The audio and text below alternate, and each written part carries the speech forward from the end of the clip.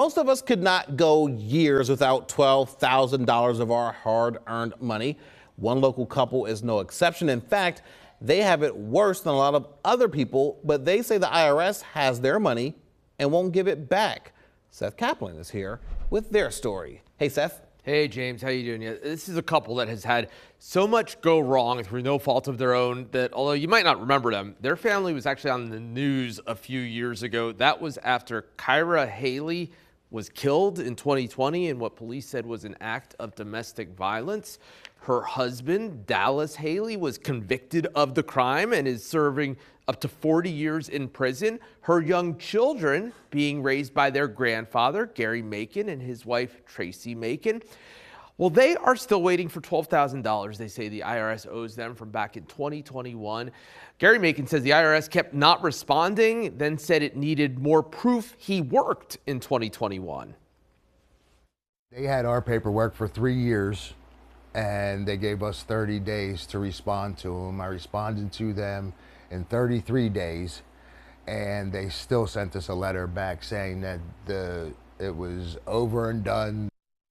Or more precisely, he could appeal that, but he says he has jumped through every other hoop and got nowhere. So James, he called us, and we're doing what we can here. He says, look, it took those 33 days because he had to go back to 2021, deal with his employer, get all of it. He got to them as soon as he could. This is one of those situations where, I mean, some of the things that honestly, that the Macons told us when we first started, we said, that can't be. He said, they said there's a number on a letter from the IRS that they got that said, if you have a question, call us, and you call that number and you don't get them. You get the people who make medical alert devices, like I've fallen and I can't get up. I said, that can't be. We dialed the number and that's what happened. We told the IRS, they said, that can't be.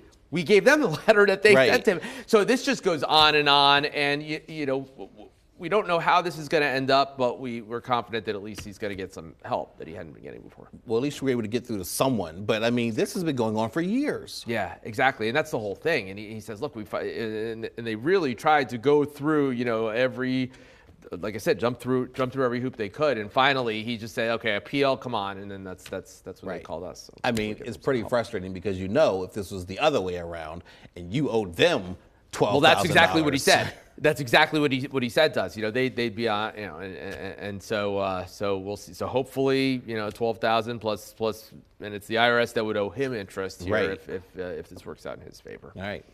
Hopefully this all works out. I know you'll be on it. All right. We'll see you back here tonight for more on this. Thanks so much, Seth.